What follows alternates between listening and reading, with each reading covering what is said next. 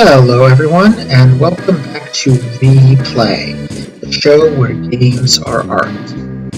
As you can see, we're still in the Magitech factory, where we left off last time. And all my characters are blind because who cares, it does nothing. So, previous episode got a lot of comments, which I wanted to talk about some of them, because they were very good comments. And I feel like my discussion of the Empire vis-a-vis Nazi Germany was a little... basically, it was one of those cases where I felt uneasy about what I was saying, and so in some ways I held back, which may not have been the right choice. But in other ways, I feel like I maybe went too far. So I figured I'd just talk about a bit about some clarifications. First of all, one of the things I like about the Woolsey translation, as opposed to later versions of the game, later US releases, is that the Empire is never named. In the GBA re-release, it's called the Gestalian Empire. And I don't know if it was given a name in the Japanese or not, but I actually really like it not having a name, because then it is the Empire. It is Empire. It is Empire in general. Empire is a concept, which I prefer, because, frankly, that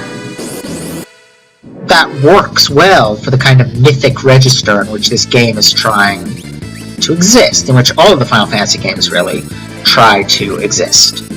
And as the stories of the Final Fantasies move, starting with FF5, away from more traditional kinda folk-tale-ish fantasy adventure kind of stories and into some odder terrain, to an extent that was happening in FF4 because the hero's journey type narrative was not given to the main character. Cecil is already a fully grown adult, where, really the coming-of-age narrative, which I much prefer that term to hero's journey, the coming-of-age narrative is really given to Rydia, and to a lesser extent, Edge, while Cecil has a very different journey. He's on a redemption quest. Now with FF6 we move even further away from it. This is a much more political story. It's not as focused on any one character.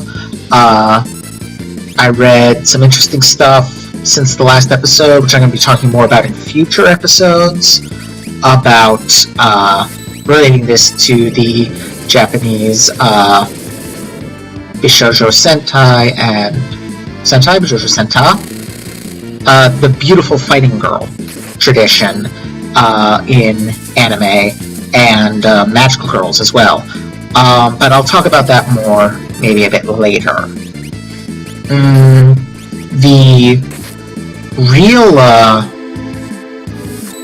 But I like that it's every empire, like I was saying. I like that it's pushing us back to that mythic register, because as they move away from that narrative, it gets harder to hold on to that register. Some games fail utterly to hold on to it. I would personally point to all three of the PlayStation era games. The mainline ones. FFT pulled it off.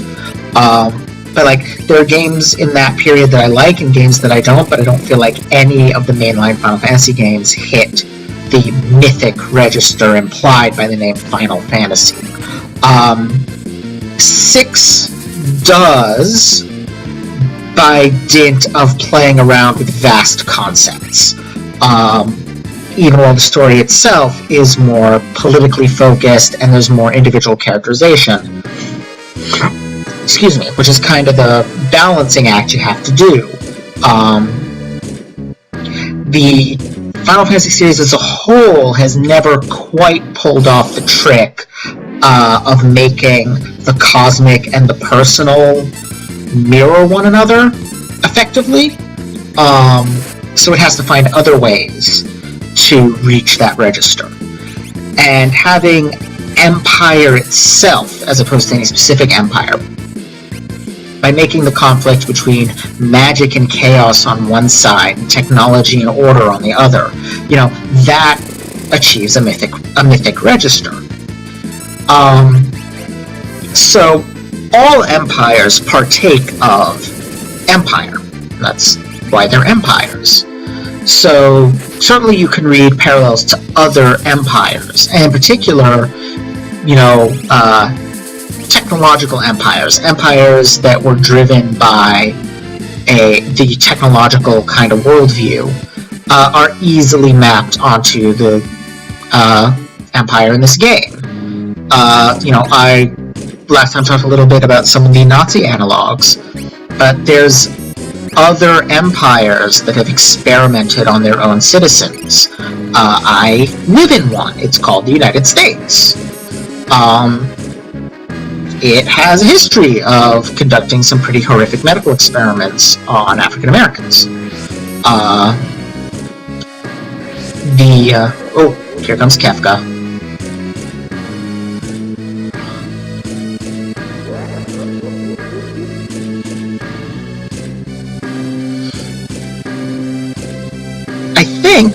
This is the first mention in the game, I think, of the statues, and we don't find out what they are until later. And honestly, we never get that clear an idea of what we are. I'll talk a little bit more about some of my ideas later. But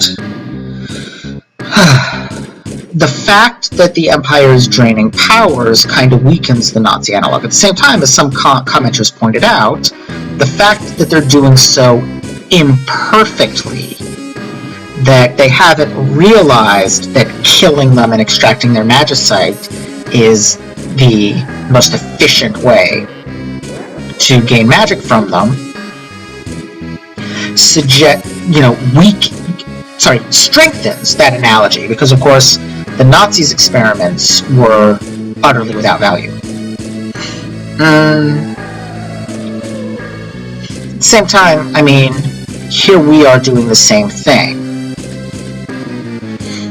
Admittedly, the Espers kind of volunteer after they find out that we've got Ramu with us, but we're still gaining our powers from corpses. It's not pretty. But of course, that's kind of the metaphor, we're a rebellion against the Empire. Well, empires gain their power from death. But so do revolutions. Anyone who, achieves their goals through war gains their powers from corpses, essentially, from death. So, this is actually not a bad way of capturing, that we're definitely getting our hands dirty. We're necessarily not innocent. It's impossible to fight the Empire effectively while remaining innocent. And some of that includes putting the blood of innocents on our hands, the Espers in this case. There's also, and I'll get into that more in a later episode, a case to be made for the Empire as a reflection of World War II era, like early 20th century Imperial Japan. There's some very good arguments to be made there, but since the strongest one, in my opinion, shows up in a later episode, I'm going to wait for then. There's also the argument, that they parallel the United States, which the U.S. is, we've been comparing magic to nukes. We've been talking about Terra as a walking nuke. And let's face it, the U.S. is the only nation that has ever used nuclear weapons in war. That kind of indicates that, that kind of indicates a parallel between the U.S. and the Empire. Because the Empire are the ones using magic as weapons of war.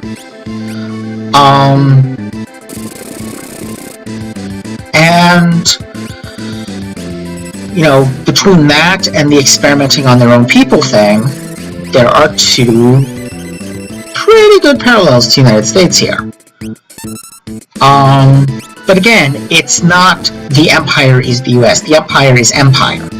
The US is just one example of an empire. We could tie it to any number of empires. Those are just the ones that kind of jump out most prominently, probably because, let's face it, World War II is the best known conflict between technologically advanced mechanized empires. Direct conflict, anyway.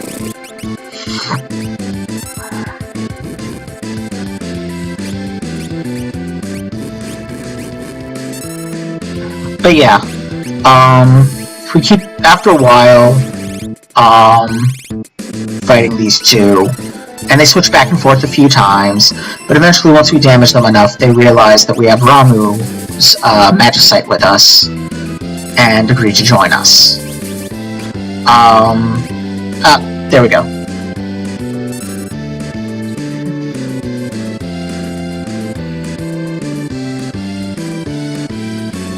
Yeah.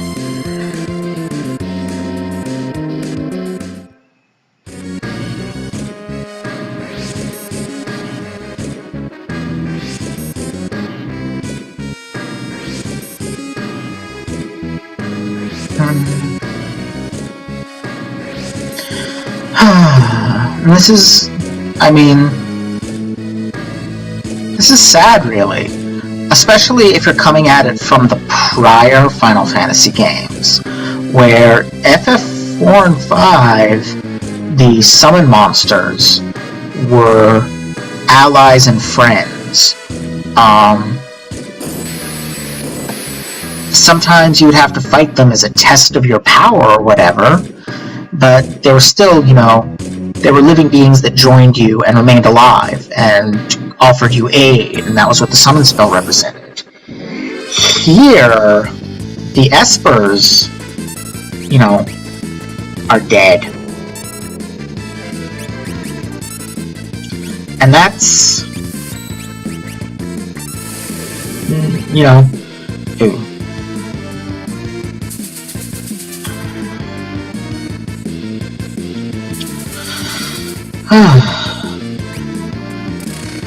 They just divide. It just freaking divided. Anyway, while I fight this very annoying enemy,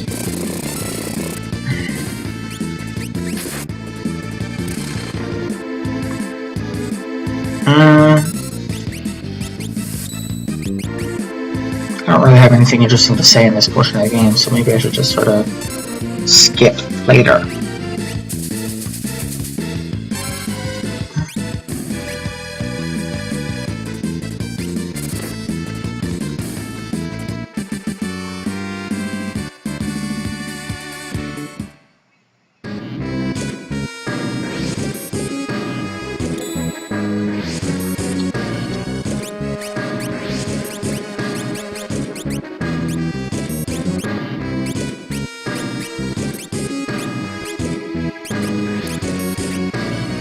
Okay, so Locke's learned everything useful. He can learn some ice spells.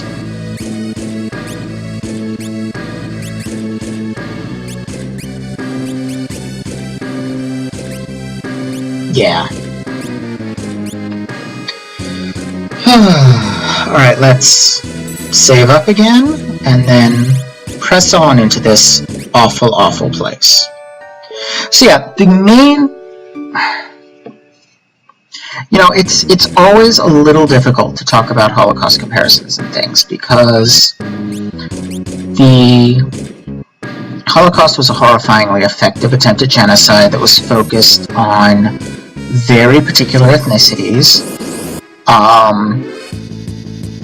the Jews and the Romani, and while a few other people got killed as well, you know, those were the people targeted for complete genocide. And it really was devastatingly effective. There's very, very few Jews and Romani left in Europe, particularly the parts of Europe that were held by the Nazis. And honestly, comparing anything to it is inherently tricky.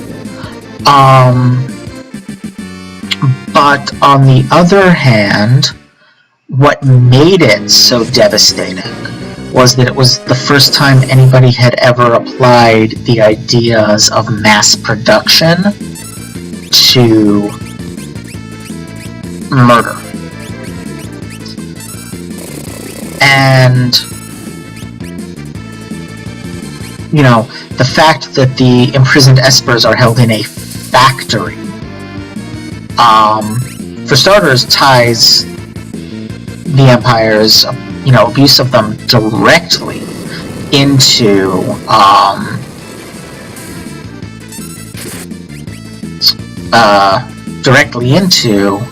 the war machine, but it also, creates that, mechanization, that mass production element to what's happening to them. And so that does make a strong point of comparison. But again, it's a comparison that we always have to be a little bit cautious about making.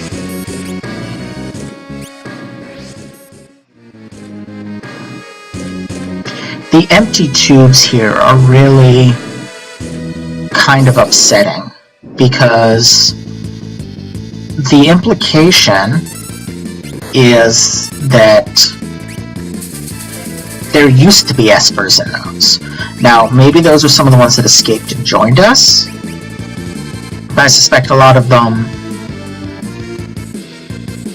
aren't. Oh, and here in these enemies, the Rhinoxes, there are monsters wandering around the facility. That does kind of strengthen my suggestion that the monsters wandering the countryside on this continent might be, never mind, don't need to change weapons, they're already dead. But it does kind of strengthen the implication that the monsters in the countryside are escaped from this factory.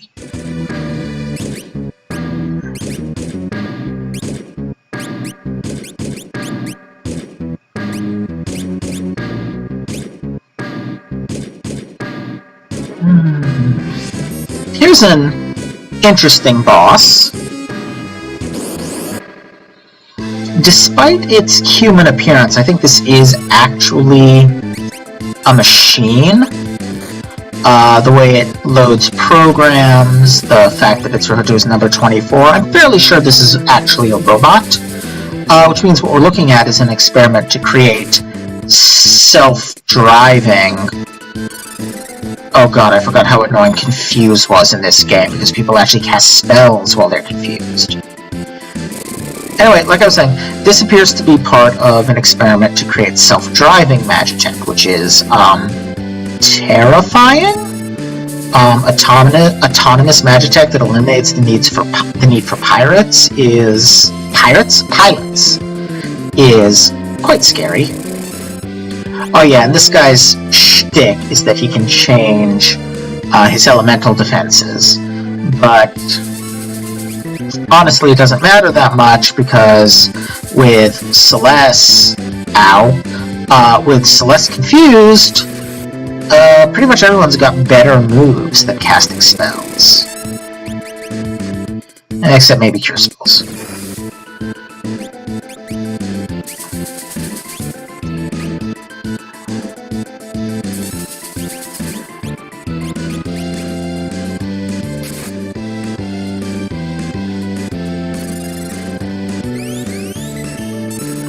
Please stop doing the instant death thing, Edgar. It never works.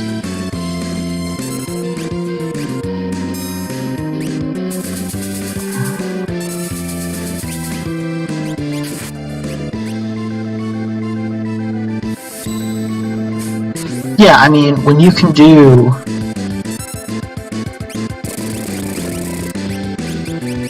700 damage with... Oof. But yeah, when you can... Oh, well, we're done.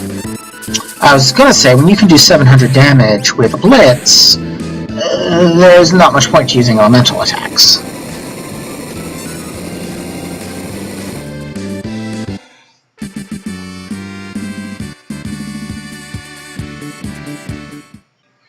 And here we are in the chamber where all the espers are actually held.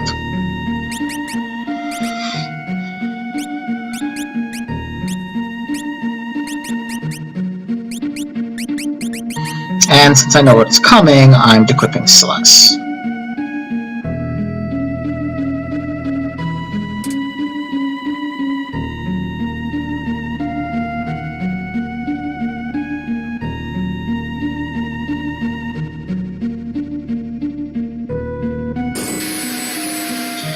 And this game's Sid.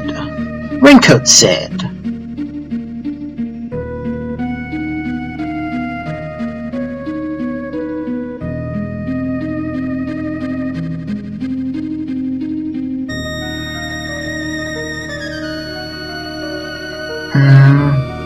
Don't have much to say on him at this point, even though this is really one of only 2 parts in the game where he shows up, except to say that the game treats him oddly sympathetically for an expert on, you know, the abuse and draining of espers.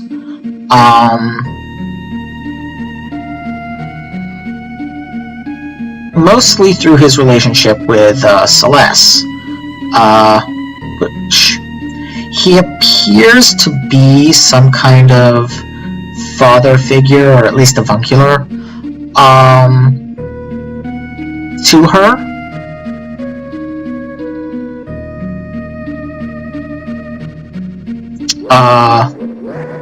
But then we get interrupted by Kefka, which I think I'll talk more in a little bit about this whole ruse of Kefka's. But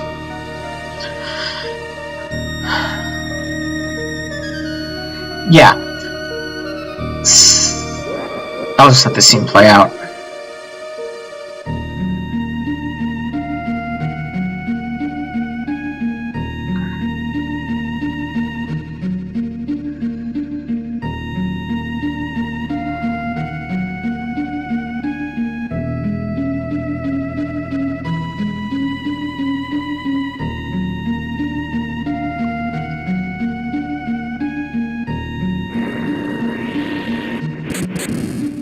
That must be some pretty powerful Magitech to knock out the whole party in one attack like that.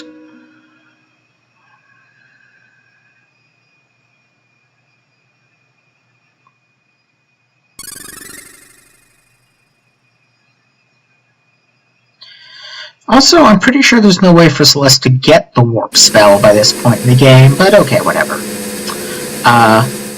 In combat and out of combat spells have never quite mapped onto each other in the Final Fantasy series.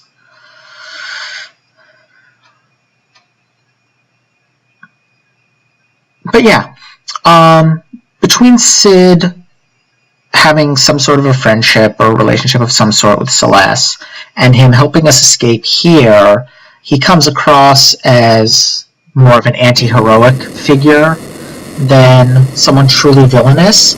But that's really strange, because normally the scientist in charge of the evil empire's weapons development facility is not someone who gets depicted as anything other than a villain. But to an extent, it makes sense to depict Sid a little differently. It, you know, because not everyone, you know, it goes along with the theme of the Empire not being a monolith. You know, the Empire is evil, but that does not mean that everyone in it is evil. It doesn't even mean that everyone working for it is evil. Sid never quite openly rebels, but that's pretty clearly implied to be because he's, I mean, here we see, he's like starting to question the morality of what he's done. Is it possible that he didn't understand what he was doing to the Espers? I find that unlikely. But I think it is probable that this experience has, that it crossed the line, that that imprisonment and draining magic from prisoners wasn't bad enough to get through to him what was being done to the Espers because it was happening to Espers. Okay, so here we get, I'd forgotten about that. He actually is essentially her father, which actually explains a lot about his role if he's doing it in a protective way for her, and her rebellion has enabled him to start questioning things that previously he had not, or previously he had not been able to question out of the need to protect Celeste.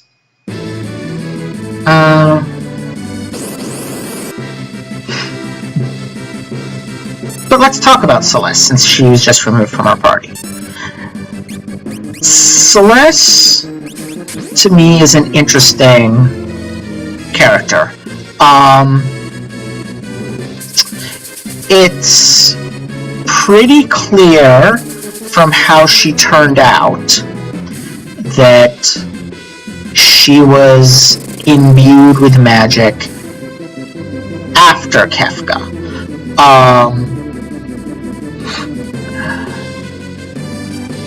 This puts an interesting spin on her runic ability. Assuming that that was something given to her intentionally, and I've talked about this before, why would the person who has, why would someone working for the only people who have magic have as her ability countering magic? But it makes sense when you remember that, Terra had to be mind controlled to get her to fight. Kefka, you only have to spend about a minute around him to realize that he's dangerously unstable. Celeste was created to be containment for the other two. She was created to be someone who could deal with them if they turned against the Empire. Which of course makes her turning against the Empire deliciously ironic. But it's telling that after her,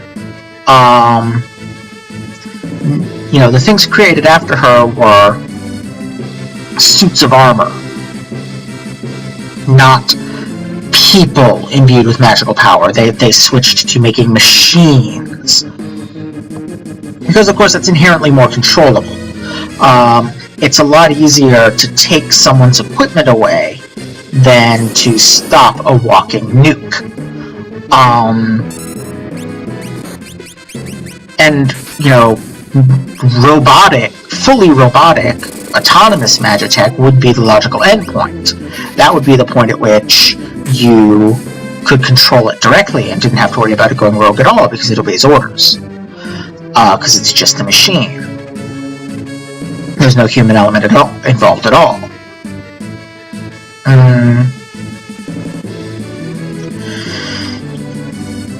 And so then it's interesting that Kefka attempts this kind of pathetic ruse that, honestly, nobody falls for.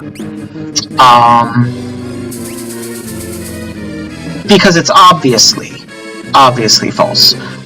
It makes no sense. Celeste could have betrayed us the moment we walked into Vector. We know she's not a traitor. She could have murdered us all in our sleep. I mean, it really isn't a very good ruse on Kefka's part. All it really accomplishes is distracting us for a minute, which is all he needed.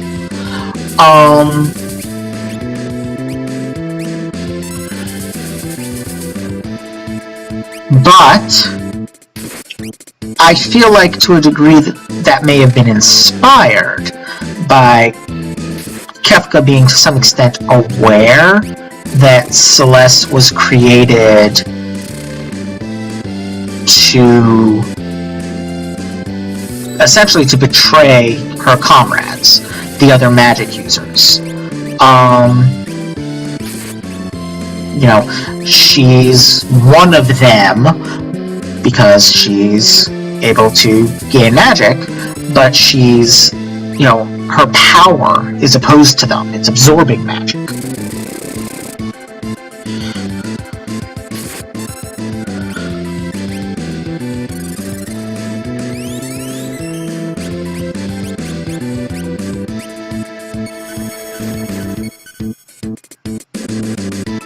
And this is another one of those, probably a robot Magitex. This one, a little less human, a little more monstrous, but we can still see from the joints of the blades that it's definitely a machine. And based on the face, I'm guessing there's not a pilot inside.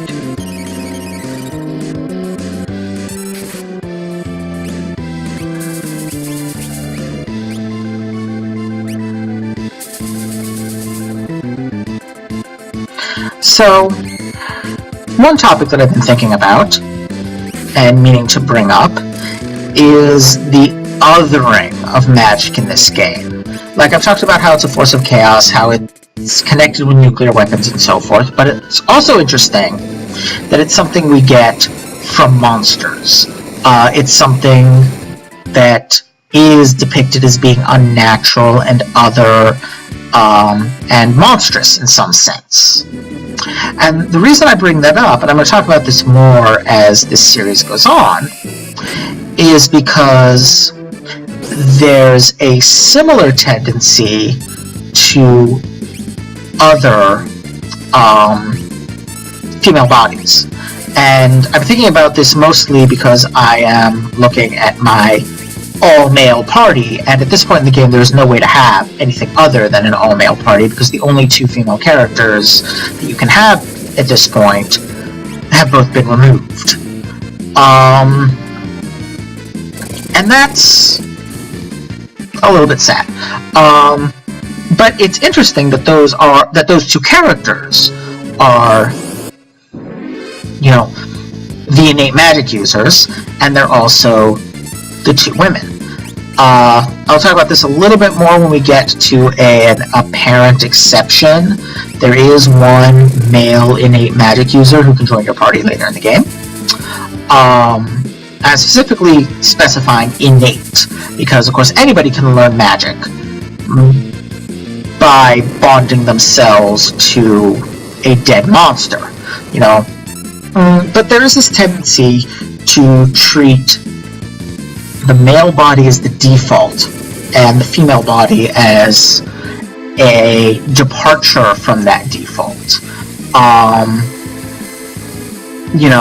Most obviously in the medical community, where there's no doctor specifically for male needs, because general practitioners are trained in specifically masculine ailments. You go to a general practitioner to get tested for prostate cancer, you have to go to a specialist in women to get tested for breast cancer. And that's because the male body has historically been treated as the default form, and the female body as a departure, as something different and other and marked. There are other ways in which the female body gets, marked as other. Not so much in something that's got a very rigidly fixed camera like this, but, the male gaze, the dominance of the male gaze in cinema, and other art forms that have camera-like framing, creates a similar pattern, where the female body is treated as being something special and different, while the male body is treated as ordinary and normal. And, where that becomes a problem is the parallel tendency to treat the other as being deformed or distorted or flawed. You know, so magic in this game is strongly associated with monsters.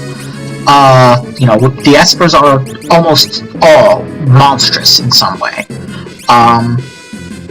But note, there's a couple that aren't.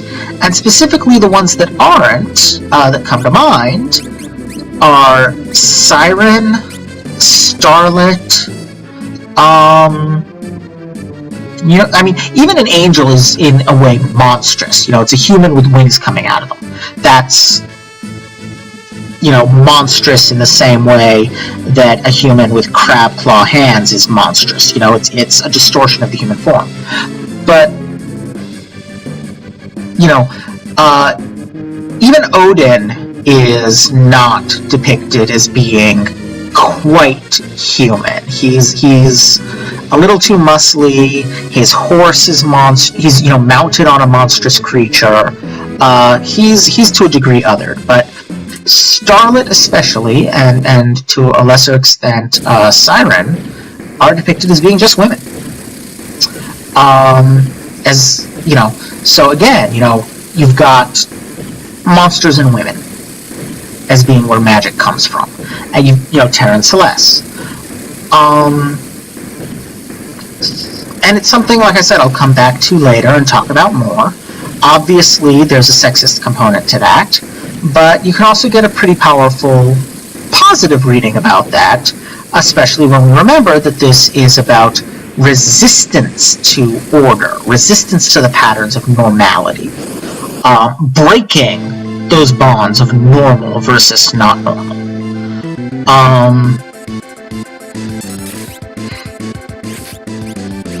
And so that othering element can be read as a positive. Which doesn't negate the sexist element to it. You know, because this isn't the only Final Fantasy game in which magic and the supernatural are treated as, in some sense, feminine. Dude with sword, black magic lady, and white magic lady is a fairly common pattern.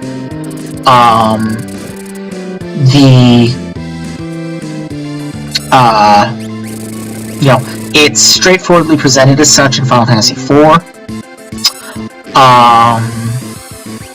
To a lesser extent, because Tifa is more of a fighter than a magic user, but there's still a definite element of it in Final Fantasy VII. In 9, the black mage is depicted as male, but both white mages are female. In 10, you've got, you know, Titus, Ornn, Kamari, and Waka all are primarily physical attackers, and then Lulu and Yuna are magic users. Again, you got Riku as a little bit of an exception, but she's not very effective. You know, she's just an odd character in terms of when and how she's effective. Anyway, we've now escaped the Empire, and we're en route to go back to Terra and see if we can do anything to help her. But I think, actually, I'm going to save Terra for the next episode. We're not sure what this will be after editing, but I think it'll be about 40 minutes, which I've decided is probably the ideal length to aim for. I've been a little long, so I will see you all next time. Bye.